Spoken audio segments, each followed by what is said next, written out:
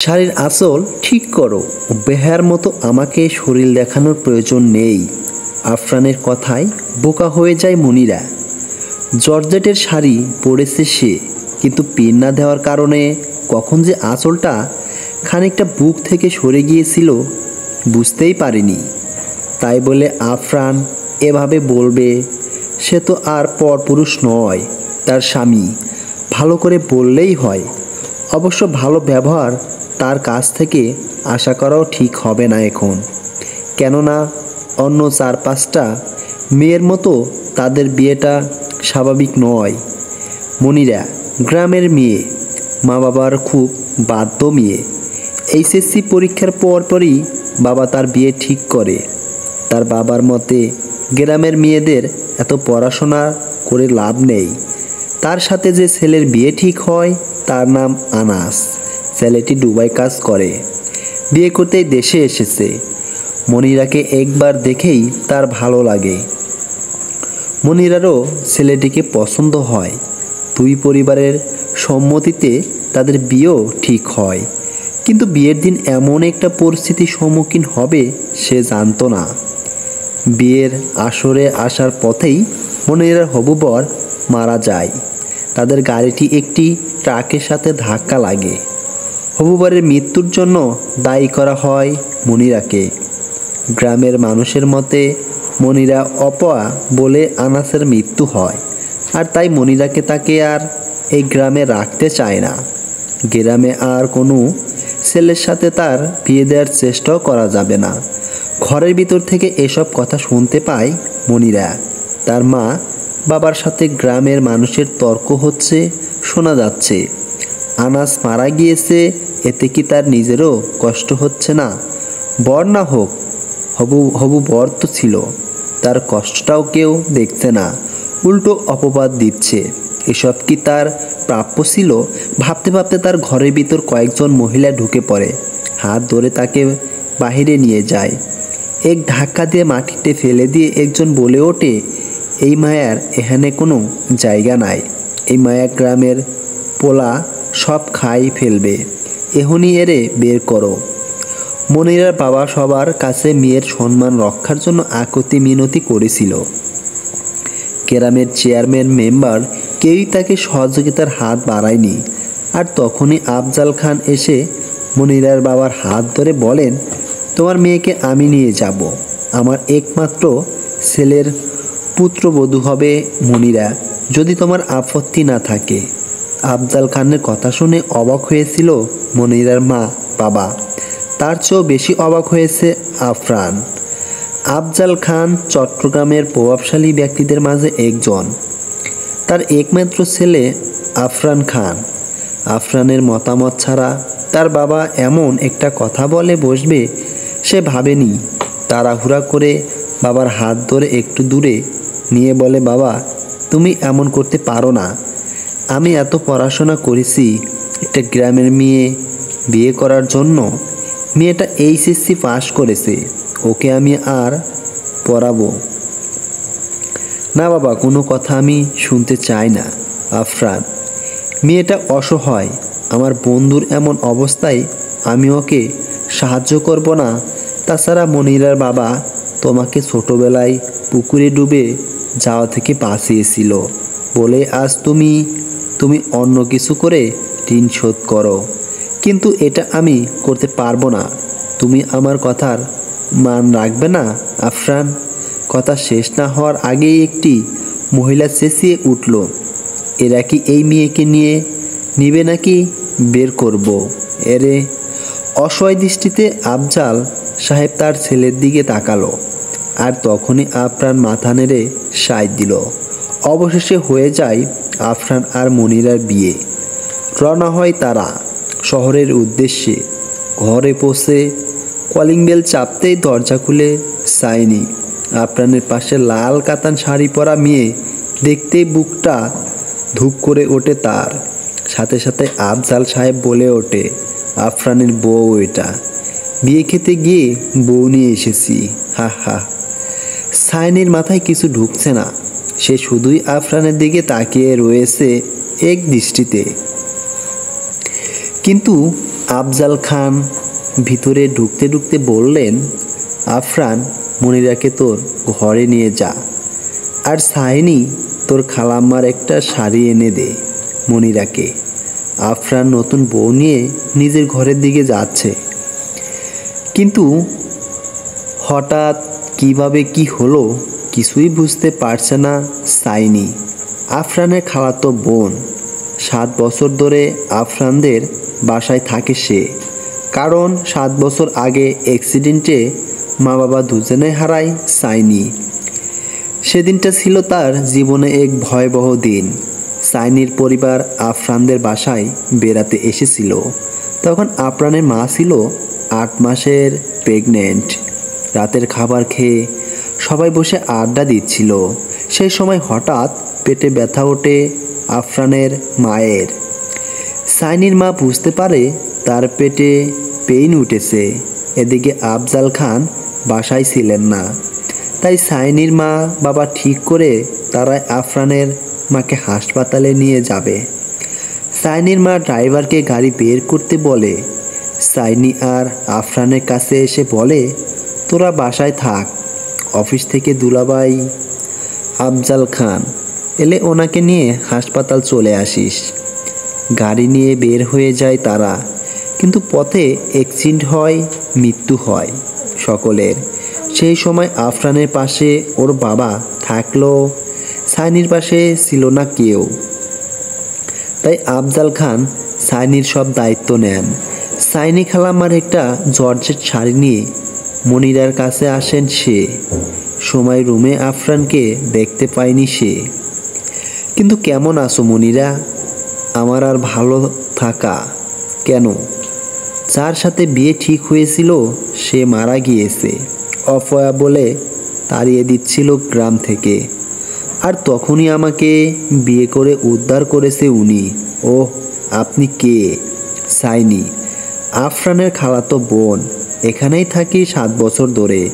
কিন্তু চিন্তা করো না, খুব তাড়াতাড়ি চলে যাব। কেন? বিয়ে তো সামনে। ও আচ্ছা, কিন্তু কিসের চিন্তা? কিছু না। আর কিছু না বলেই সাইনি নিজের রুমের দিকে রওনা হয়। এদিকে আফরান নিজের ফোনটি নিতে রুমে আসতেই দেখে শাড়ি পরে দাঁড়িয়ে রয়েছে মনিরা, কিন্তু আঁচলটা ঠিক নেই। এমন দৃশ্য দেখে মাথাটা ঠিক রাখতে পারেনি সে। শুনি বারান্দায় দাঁড়িয়ে গুনগুন করে গান গাইছে সাইনি। পিছন থেকে কেউ তাকে জড়িয়ে ধরে। এই স্পর্শ তার অচেনা নয়। সাইনি। আফরানের ডাকে ঘোর কাটে সাইনির। তার কাছ থেকে নিজেকে সরিয়ে একটু দূরে গিয়ে বলে, নতুন বউ ফেলে তুমি এখানে কেন? তোমাকে কিছু বলার আছে আমার। শুনতে চাই না কিছু আমি। বলতে না পারলেও যে আমি শান্ত হতে পারবো না। শুনলে হয়তোবা আমি শান্ত থাকতে পারবো। যাও প্লিজ তুমি তোমার বউয়ের কাছে। কথাটি বলেই সাইনি বারান্দা থেকে চলে যেতে চায়, কিন্তু হাতের টান পড়ে চলে যায় আফরানের বুকে। আফরান তার হাত ধরে টেনে নিজের বুকে নিয়ে এসেছে সাইনিকে। আফরানের বুকে মাথা রেখে ফুফিয়ে কেঁদে ওঠে সাইনি। অনেকক্ষণের জমানো কান্না বের হয়ে আসে তার চোখ দিয়ে। আফরান সাইনির মুখ তার বুক থেকে উঠিয়ে চোখের পানি মুছিয়ে দিয়ে বলে, এই পাগলি, আফরান শুধু সাইনির। তাহলে এই বিয়েটা? বাবা কেমন তুমি তো জানোই। ওই মেয়েকে উদ্ধার করার জন্যই শুনেছি আমি। কিন্তু সে তো তোমার বউ এখন সমাজের চোখে, আর তুমি, আমি তোমার খালাতো বোন সমাজের চোখে। এসব আমি মানি না সাইনি। উদ্ধার করার দরকার ছিল, করেছি। এই মেয়েকে আমি ডিভোর্স দিব, কিন্তু খালু ওসব নিয়ে ভেবো না। আমি কিছুদিন সময় দাও তুমি। কথাগুলো বলেই চলে যায় আফরান। কিন্তু সাইনি জানে যতটা সহজভাবে আফরান কথাগুলো বলেছে ততটা সহজ কিছু নয়। ওই মেয়েটা আফরানের পরিবারের আইনের সমাজের চোখে তার বিয়ে করা বউ। এতই কি সহজ হবে সম্পর্কটা বিচ্ছেদ করা?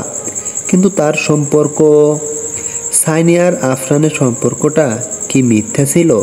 না, এতদিনের মিষ্টি সম্পর্কটা মিথ্যা হতে পারে না। কোথাকার কোন মেয়ে এসে আফরানকে তার কাছ থেকে ছিনিয়ে নিতে পারে না এত সহজেই? আফরান ঠিকই বলেছে। আফরান শুধু সাইনির। 7 বছর আগে যখন সাইনির মা বাবা মারা যায়, আফরানের বাবা সাইনির দায়িত্ব নেয়। নিজের মেয়ের মতোই মানুষ করে তাকে। আফরানের সাথেও কখনো তুলনা করেনি। তখন তারা উচ্চ মাধ্যমিক পরীক্ষা দিয়ে ভার্সিটিতে ভর্তির জন্য প্রিপারেশন নিচ্ছিল। দুজনেই সমবয়সী ছিল। সাইনি চট্টগ্রাম বিশ্ববিদ্যালয়ে পড়াশোনার সুযোগ পেলেও আফরান পায়নি। সে প্রাইভেট ইউনিভার্সিটিতে ভর্তি হয়।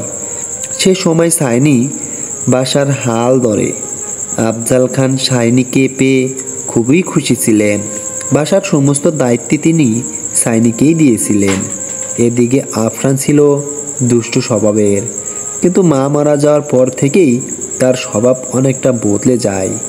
সারাক্ষণ একা থাকতো সে, নিজেকে ঘরবন্দি করে রেখেছিল সে। এদিকে এত বড় বাড়িতে সাইনির একা একা সময় কাটতো না। একদিন বলেই বসে আফরানকে, ভাইয়া সাইনি বল, একা একা ভালো লাগে না, তুমি কথা দাও, বলো না আমার সাথে কোথাও ঘুরতে নিয়ে যাওয়া প্লিজ। সেদিন প্রথম আফরানের সাথে বাহিরে যায় সাইনি। সমুদ্রের পাড়ে তারা সময় কাটায়। সেই থেকে আফরানের সাথে সাইনির ভাব জমে, কিন্তু বুঝতে পারেনি সেদিনও এই আফরানকে ছাড়াই একদিন সে অচল হয়ে যাবে। সাইনি মা, খালুর ডাকে ভাবনার জগৎ থেকে বের হয় সাইনি। তাড়াতাড়ি করে রুম থেকে বের হয় সে। খালু ডেকেছো? আরে ভাত খাবো তো। কতটা বাজে খেয়াল করেছো তো? জি দিচ্ছি। রাতের খাবার খেয়ে আফজাল খান মুনিরা নিজের রুমে গেল। ডাইনিং রুমেই দাঁড়িয়ে থাকে সাইনি। আফরান, যাচ্ছ না কেন নতুন বইয়ের কাছে? কিছু না বলেই আফরান এগিয়ে যায় নিজের রুমে। তা দেখে সাইনির বুকে পাথর চাপা পড়ে। 1 মিনিটও অপেক্ষা না করে নিজের রুমে চলে যায় সাইনি। মাটিতে বসে পড়ে কাঁদতে থাকে অজরে ধারায়। আফরান তার কথার জবাব না দিয়ে এভাবে এই মেয়েটির কাছে চলে যেতে পারল, কিছুই শান্ত হতে পারছে না সাইনি। নিজের পরনের কামিজ হাত দিয়ে টেনে ছিঁড়ে ফেলছে সে। আর তখনই তার হাত ধরে ফেলে আফরান। ছাড়ো আমাকে, এই পাগলি, এমন করছো কেন? তুমি এমন করলে আমার কি হবে? আমাকে সে সাপোর্ট দিবে কেন? তোমার নতুন বউ দিবে? শারীরিক মানসিক সব। আর কিছু বলতে না দিয়েই সাইনির গোলাপি ঠোঁটে চুরো নিজের ঠোঁটের মাঝে ঢুকিয়ে দিল আফরান। সে জানে কিভাবে সাইনি শান্ত করা যায়। খানিকক্ষণ ঠোঁট জোড়া চুষে নিয়ে আফরান বলে ওঠে, ওই মেয়েটাকে নিজের রুম থেকে সরিয়ে এসেছি। আমার সব কিছুতেই শুধু তোমার অধিকার। সত্যি একদম অনেক বেশি ভালোবাসি তোমায়। কথাটি বলেই সাইনিকে কোলে তুলে নিয়ে বিছানায় শুয়ে দেয় আফরান। নিজের শরীরের ভারটুকু ছেড়ে দেয় সাইনির শরীরের উপরে। সাইনির মনটা তার শান্ত করতে হবে। অবশ্য নিজের মনও শান্ত করতে এখন সাইনিকে প্রয়োজন তার। প্রতিদিন রাত হলে পাশের রুমে চলে যাবা?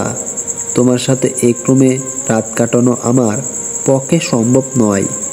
তাই রাতে যেন তোমায় এই রুমে না দেখি। নিজ দায়িত্বে চলে যাবে। ঘুম ভেঙে যায় মনিরার। চোখ মেলে দেখে চারদিকে আলোকিত হয়ে আছে। বাহিরে পাখির কিচিরমিচির শব্দ শোনা যাচ্ছে। কিন্তু এই ভোরবেলা স্বপ্ন দেখছে সে। মাথাটা বোধহয় খারাপ হয়ে গিয়েছে। শোয়া থেকে উঠে বসতেই মনে পড়ে যায় কাল রাতের ঘটনা।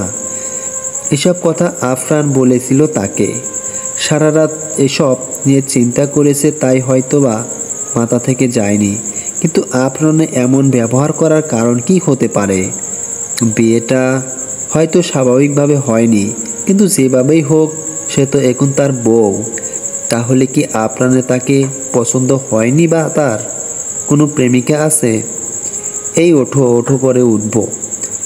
তারপরে কেউ আমাদের নিয়ে সন্দেহ করুক, করলে করুক, জানুক সবাই। আফরাম যখন জানানোর সময় ছিল তুমি জানাওনি।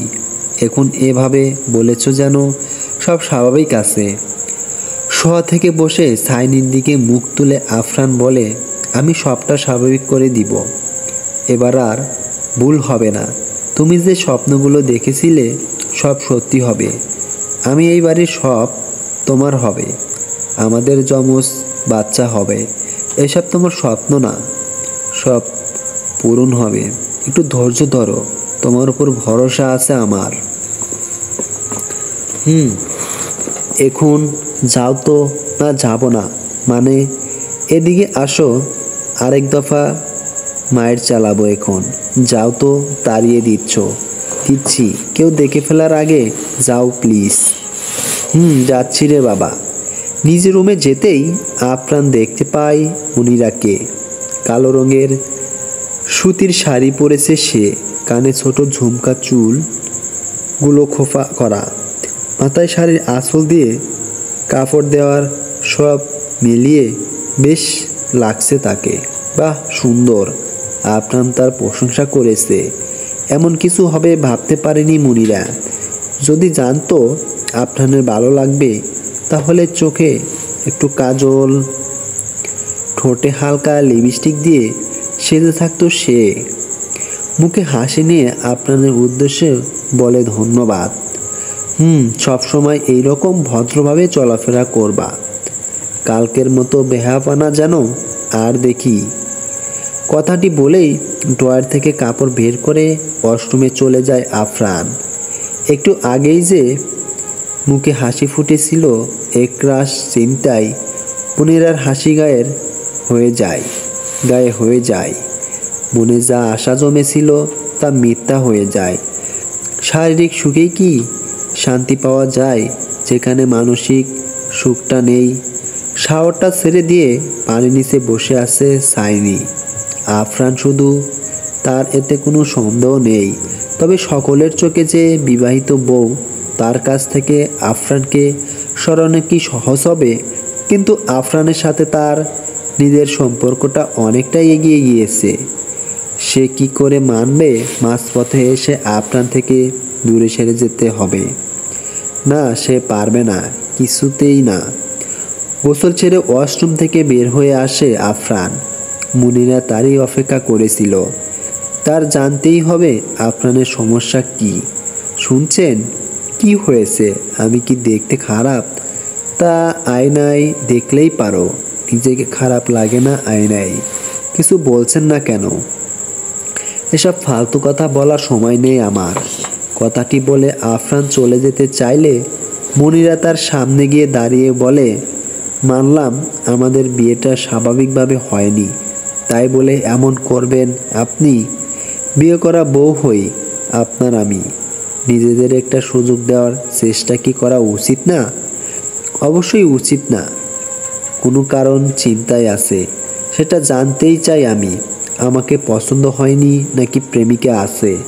ভালোবাসা আছে আমার, তাই তোমাকে পছন্দ করার আমি ভাবতেই পারি না। সে সময় মাথা কাজ করেনি আমার। কি করব, মাথা কিছু আসেনি।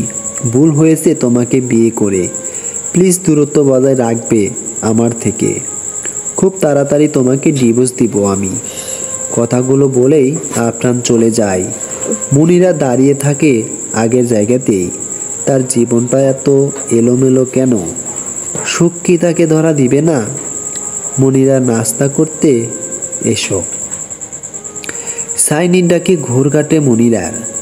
সাইনির দিকে তাকাতেই দেখে চুল বেয়ে পানি পড়ছে তার। আপু, সকালে গোসল করলে যে? অভ্যাস আমার। চলো তুমি নাস্তা করবে। চুল ভালোভাবে মুছে নিয়ে, নাহলে ঠান্ডা লেগে যাবে। মনিরাকে নিয়ে সাইনি ডাইনিং টেবিলের দিকে এগোয় আর মনে মনে বলে, অভ্যাসটা এটা আমার। এই অভ্যাস যে আফরান করেছে। রাত 9টা, আফরানের রুমটা সাজানো হচ্ছে। আফজাল খানের কথা মতো বাসর ঘর সাজানো হচ্ছে। আফজাল খান সন্ধ্যায় ছোটোখাটো অনুষ্ঠানের আয়োজন করে নতুন পুত্রবধূর জন্য। সাইনিকে দায়িত্ব দেওয়া হয় মনিরাকে সাজানোর। মনিরাকে সে নিজের মনের মতো করে সাজিয়ে দেয়, যেমনটা এমন দিনে তার সাজানোর ইচ্ছে ছিল। তবে সে জানে যতই মনিরাকে সাজানো হোক, আফরান তাকে স্পর্শও করবে না।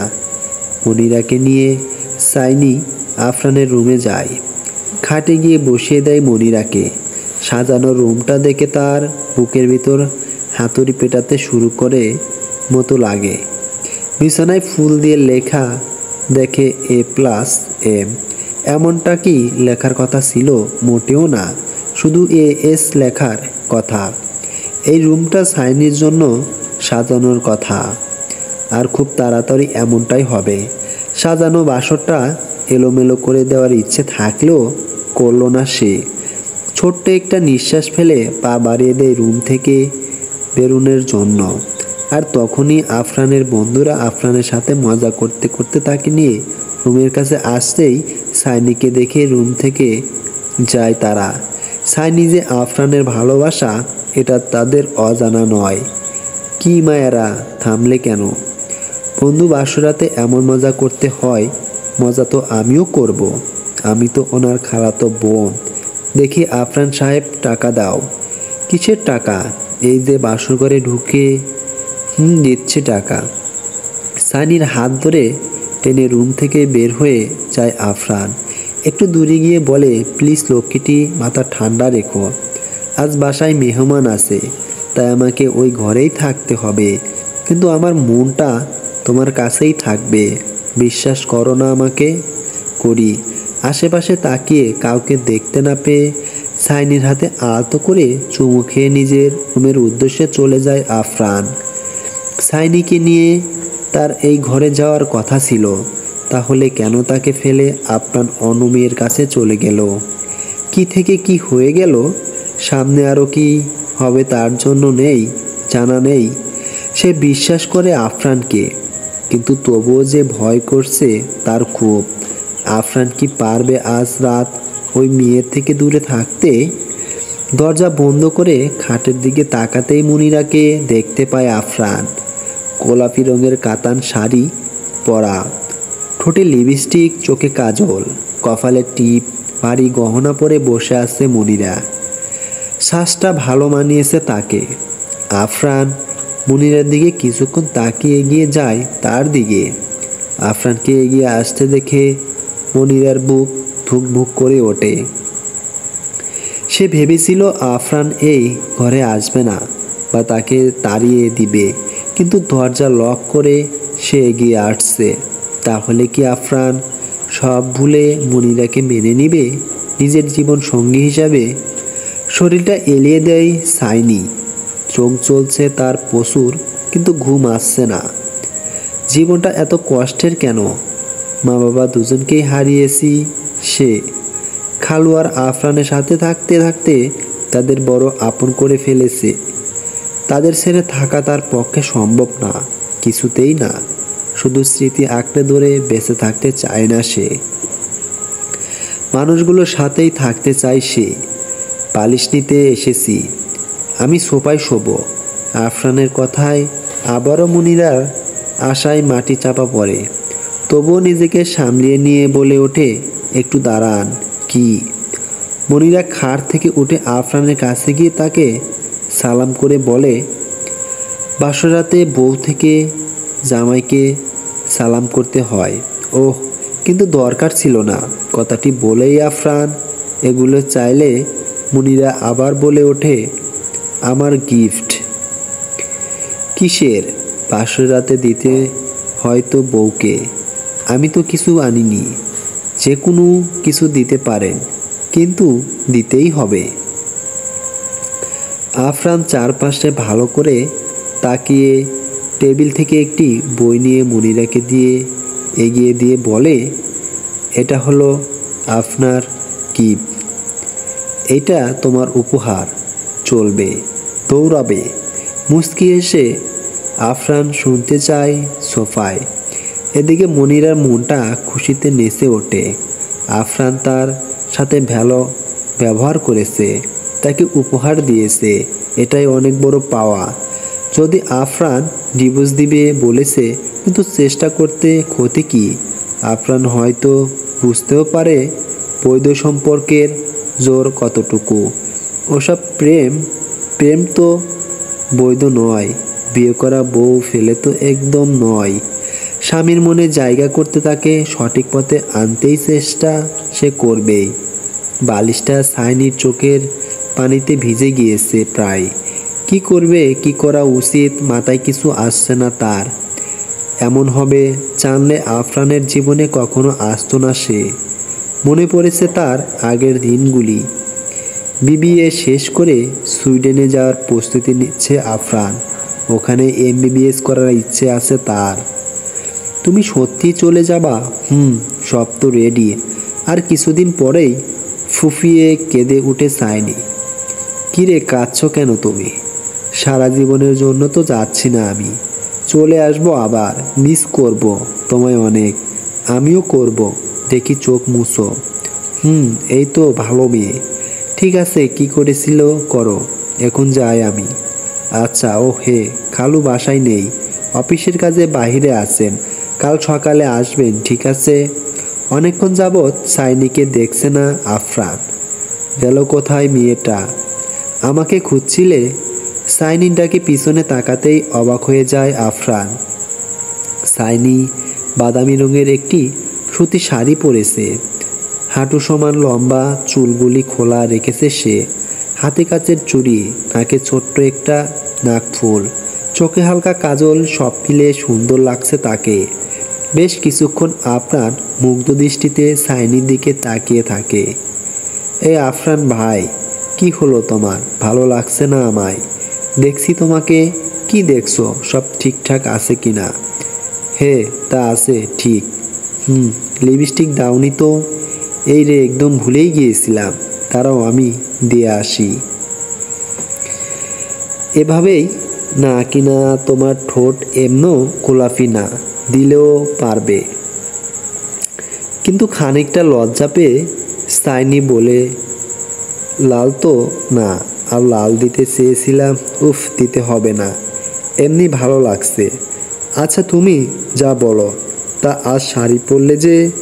ইচ্ছে ছিল এর সাথে শাড়ি পরে চাঁদ দেখব। তা বর তো হয়নি, ভাবছি তুমি বিদেশ যাওয়ার আগেই তোমাকে একদিনের জন্য বফ বানিয়ে দেই। হ্যাঁ, গুড আইডিয়া। আমারও গফ নেই, তবুও এমন ভাবনা মাথায় আসেনি। না চাইতো গফে যাব, ভাবিনি। হোক না একদিনের জন্য। চলো দুজন ছাদে গিয়ে দেখে আকাশটা মেঘলা হয়ে আছে। এই অসময়ে আকাশ মেঘলা কেন? মনে হচ্ছে এখনই বৃষ্টি পড়বে। তোমার চাঁদ দেখা তো হলো না। বৃষ্টি বিলাস তো হবে। মানে কি তুমি ভিজবে বৃষ্টি হলে? সাইনি জবাব দেওয়ার আগেই আকাশ থেকে ঝুমঝুম করে বৃষ্টি পড়ে। সে আপনার দিকে তাকিয়ে একটা দুষ্ট হাসি দিয়ে ছাদের মাঝখানে চলে যায়। এই সাইনি, চলে আসো, ঠান্ডা লেগে যাবে। লাগবে না, তুমি চলে যাও। সাইনি বৃষ্টিতে ভিজছে আর আফরান মুগ্ধ চোখে তাকে দেখছে। সাইনির মতো মেয়ে তার পাশে ছিল বলেই হয়তো সে কারো প্রেমে পড়েনি এতদিন। তাহলে সে কি সাইনির প্রেমে পড়ে গিয়েছে? সাইনির শব্দে ঘোর কাটে আফরানের। পা পিছলে পড়ে গিয়েছে সাইনি। আফরান দৌড়ে গিয়ে তাকে উঠায়, কিন্তু সে ভালোভাবে হাঁটতে পারছে না। বাম পাটা মুচকে গিয়েছে তার। দেরি না করে আফরান তাকে কোলে তুলে নিয়ে নিচে নামতে নামতে বলেছিলাম না, ভিজতে পেলে তো ব্যথা এখন সরি। আমাকে সরি বলে কি হবে? ব্যথা তো তুমি পেয়েছো। সাইনিকে নিজের রুমে নিয়ে যায় আফরান। খাটে বসিয়ে তার বাম পায়ের মচকাটা সারাতে চেষ্টা করে। আমার পায়ে হাত দিও না। চুপ, একদম চুপ। একটা কথাও কেমনই এই মেয়ে শোনে না। আফরান নিমিষেই কিভাবে যে তার পায়ের ব্যথা সরিয়ে দিয়েছে বুঝতেই পারেনি সে। দেখি হেঁটে দেখাও তো। সাইনি বিছানা ছেড়ে উঠে অল্প একটু হেঁটে দেখিয়ে বলে, বাহ, তোমার হাতে জাদু আছে। এখনো বোঝা যাচ্ছে না আছে নাকি নেই। পুরো রুম হেঁটে দেখাও আমাকে, তারপর বোঝা যাবে। আরে ঠিক আছি তো। বড্ড কথা বলো তুমি। হেঁটে দেখাও পায়ে ব্যথা আছে কিনা। ডাক্তারের কাছে যেতে হবে ব্যথা থাকলে। কি তাড়াতাড়ি দেখিয়ে নিজের রুমে গিয়ে জামা বদলে নিবা, তাহলে ঠান্ডা লেগে যাবে। সাইনি হাঁটতে থাকে। পুরো রুমে হেঁটে এসে আফরানের কাছে আসতেই আকাশে বিদ্যুৎ চমকানো। বিদ্যুৎ চমকাইয়ের বিকট শব্দে ভয় পেয়ে যায় সাইনি। জড়িয়ে ধরে আফরানকে, আর তার ছোঁয়া পেয়ে আফরান নিজেকে সামলাতে পারেনি।